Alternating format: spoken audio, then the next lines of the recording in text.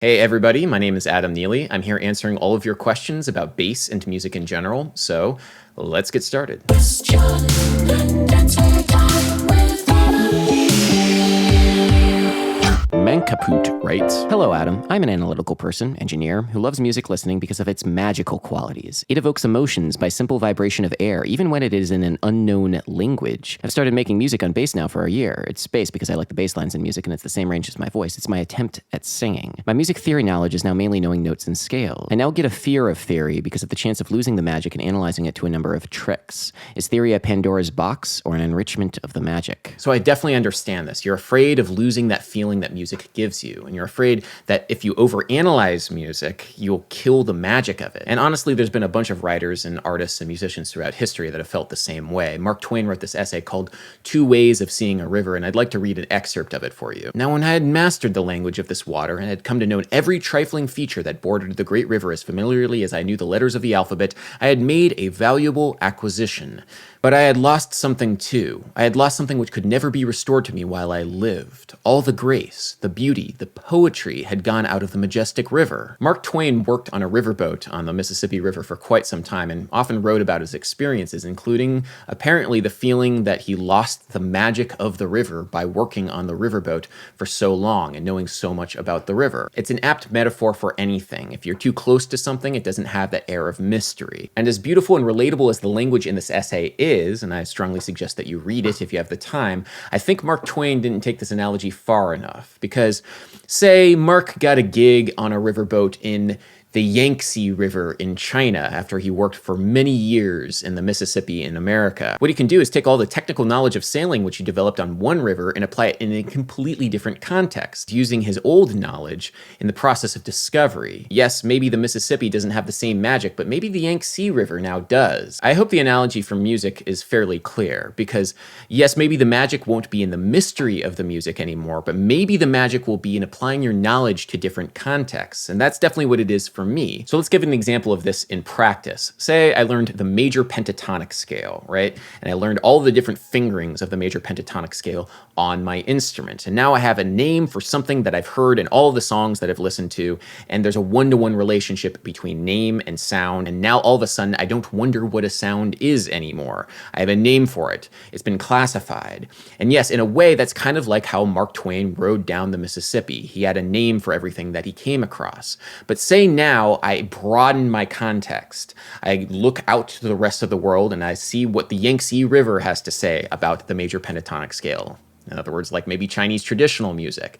And I compare how my major pentatonic scale sounds in the music that I've been listening to Chinese traditional music, and maybe West African traditional music, and maybe Irish traditional music. And you start seeing, if you broaden your horizons to the different rivers of the world, so to speak, you realize that the process of naming things and analyzing things can be a real tool for you to create more musical magic in your life. Robert Pirsig calls this a life-death cycle, because as you learn things, the mystery dies, but as you learn things, you realize that there are even more things to learn and more mystery to be had. So I definitely understand where you're coming from, but in order to get a bigger appreciation for music, you can't leave it all a mystery. Brian Kachur writes, "Adam, love your stuff. I'm not a bassist, but I always take something positive away musically from each one of your videos. Keep it up. Question for you. Out of curiosity, how did you end up getting that gig on the Live with Kelly and Ryan show?" So I got that gig the same way that I get any gig, honestly, as a musician, and that's knowing a person who is either recommending me or hiring me for a particular performance.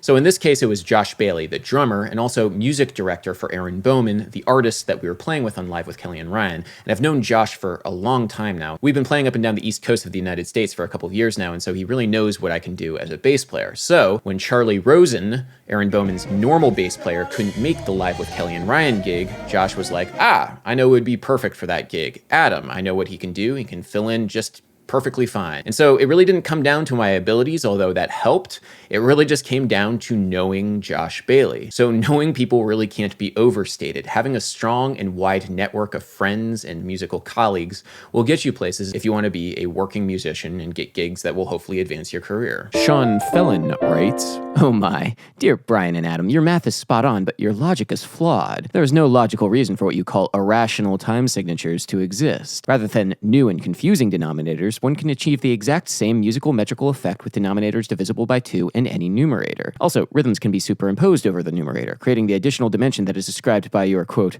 irrational time signatures. So first of all, it's not my concept of irrational time signatures. It's not Brian Krock's concept of irrational time signatures. It's not even Thomas Otis's concept of irrational time signatures, the composer who is most associated with the concept. This idea has been around for a while. I'm not inventing the concept. I'm merely describing practice, which has already been put into place. Remember that irrational time signatures are a notational device, and there might be different ways of writing the same music.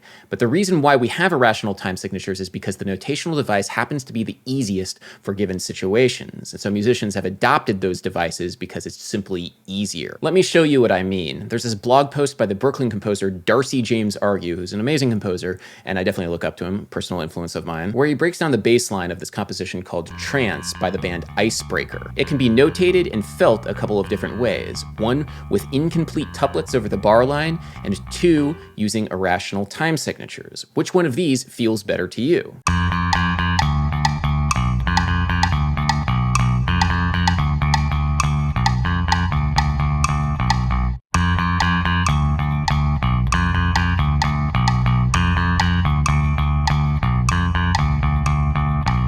That might come down to personal preference. Are you able to feel those subdivisions in 4/4? Or are you able to feel those subdivisions better if they're expressed irrationally? And again, I know that the term irrational means something different in mathematics, but we're using the term irrational right now to mean non-dyadic in music. I'm just reporting on common practice. I didn't invent these terms, so please don't hate me in the comments section, although I know everybody already will. All right, so that's why irrational time signatures should exist, and yes, there is a reason for them. Ojideagu writes, Sorry, but I agree that this is middle-class hipster bullshit. Like all these middle-class white women who now want to play the ukulele. I am middle class, by the way. Congratulations, you're middle class. I think you think that gives you justification in feeling angry about the idea of a middle class white woman wanting to learn how to play the ukulele. You know, you're not really making any argument, you're just angry about it. If you're making an argument about, like, say, cultural appropriation and, you know, the exchange of cultures and whether or not that's right in all circumstances, I could understand that. But you're not, you're just getting angry at this idea. It's sort of a visceral reaction, a limbic system reaction, and so much of YouTube comment sections are this sort of reaction. I think what it just comes down to is you don't like it because it's not cool. The idea of a middle-class white woman playing ukulele isn't cool to you, and the idea of me trying to find meaning in the limitations of the Casio Ratman earnestly and without irony is not cool either. So I just want you to understand what's going on here and what's going on in most YouTube comment sections. You're not making any arguments, you're not advancing the discourse, you're not critiquing anything, you're just reacting to it the same way that a 10-year-old boy might react to things he considers too girly. It's not cool. Nikolina Cale writes, I was wondering why almost all pop songs are about 3 minutes long. Jazz and classical music pieces are typically much longer, so how did this development into 3-minute pop songs begin? From my understanding, it comes down to the amount of time you could fit on a 78 RPM record. So in the 1920s and the 1930s, 78 RPM records were the way that most music was commercially released. And so any music that was recorded had to fit within that 3-minute time slot. Any Tin Pan Alley songs or jazz songs or operatic arias had to be fit within that 3-minute time frame. It wasn't until much later where there was the technology to actually record songs that were longer than that, but by that point people had come to expect popular tunes to be about 3 minutes in length. There's an article on Wired.com called Why Are Songs on the Radio About the Same Length that goes into all of this, and I find it really fascinating how technology has shaped our expectations of musical form. It really can't be overstated how important recording technology has been on the development of pop music over the past 100 years. Gabriel Dias Couto writes, makes me wonder if it's possible to teach synesthesia, like intentionally crossing sensory inputs over while teaching an infant to try to give them an association which would carry on for life. So there's never really been a scientific study on this, but based on what we know with the developing infant and toddler brain, it might be possible to teach synesthesia. I mean, it's definitely not possible to teach synesthesia to adults who might develop synesthesia later in life due to brain injuries, but you can't really teach it, or at least true synesthesia. The thinking here goes that for somebody like me who has grapheme color synesthesia, somebody who pairs letters and colors, is that sometime when I was an infant or a toddler, when I was learning my ABCs and also my colors, I got the two of them kind of confused in my brain. The way I got them confused was maybe there was colored kitchen magnets. So the same time I was learning the concept of red, I was also learning the concept of, say, S. Because there's so many connections in the brain being developed at that age, the two concepts got crossed in the brain, and now there's forever a link between the two of them. So if you're trying to teach synesthesia to your child, you would really go hard on this colored kitchen magnet idea. But there's a big problem with this. For me and other people with grapheme color synesthesia, the colored kitchen magnets that we had as children do not correlate with our own individual synesthetic responses. So for me, A is red, but my colored kitchen magnet when I was growing up is green. So there's so much to learn about what actually goes into it. And it also brings up an interesting question. Why would you even want to learn synesthesia? Like, what is the practical application of it? And for me, there really hasn't been much practical application other than just kind of a cool thing that adds a little bit to my understanding of the world. But it's not like I can play music any different or write words any different. I mean, there is evidence to suggest that synesthesia does aid in memorization, so there's that reason, and you might want to learn synesthesia because of that. But honestly, it's just a cool thing, but I'm not sure if there's any real practical advantage I have as a synesthete over anybody else. Shrapnel writes, will atonal ever be the new tonal? Isn't tonal music a bit overdone already? So composers have been thinking about this for over a century now. Arnold Schoenberg developed his 12-tone system just for this reason. He wanted to completely throw off the shackles of tonal music, get rid of it completely, and embrace a new world of atonal music. He envisioned that it would become the new popular music of the West, and that mothers would sing atonal lullabies to their children.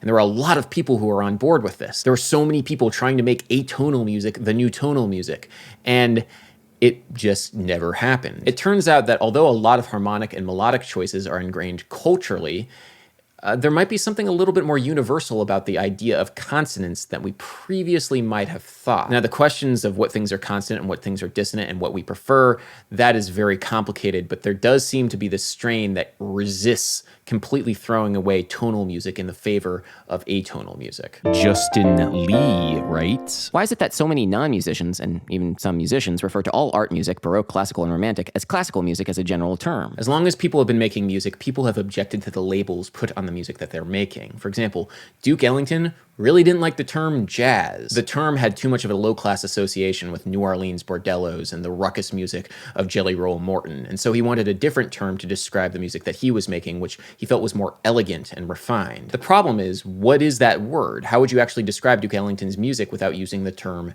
jazz? Some people have suggested terms like Black American music or Black American classical music, but those terms have problems with them also. So no matter what, terminology is going to be flawed. So if you have a problem with a particular term, and you want to suggest your own term, be prepared to defend your own term, because your own term, the one that you suggested, art music, has quite a few problems with it. The obvious one here is that it suggests that all music that's not from the Western European tradition music of the past couple hundred years is not worthy of being analyzed or interpreted as art. Never mind the fact that a lot of the music from this particular tradition that you're calling art music was never intended as some sort of grand artistic aesthetic experience. Rather, a lot of it, especially from the Baroque era, was dance music. Another term that I've heard used to describe classical music is serious music, which is even worse than calling your music art music for obvious reasons. Of course, the obvious one is the implication that anything that isn't that style of music is not serious. I've also heard music from this tradition called concert music or concert hall music. And this one doesn't necessarily denigrate other styles of music, but in a way it denigrates itself. It says that anything that's not actually being performed in a concert hall is not worthy of being called concert music. So you can't play classical concert music in a bar or outside or anywhere else that's not in a stuffy formal setting. If you did need to use a term, you could use something like aristocratic music from the Western European tradition, which would cover most of your bases, but even still that one is not the greatest either. So instead, like with most terminology, we stick with whatever the common parlance is because that's the thing that most people will understand. And in this particular case, sorry to say, it's classical music.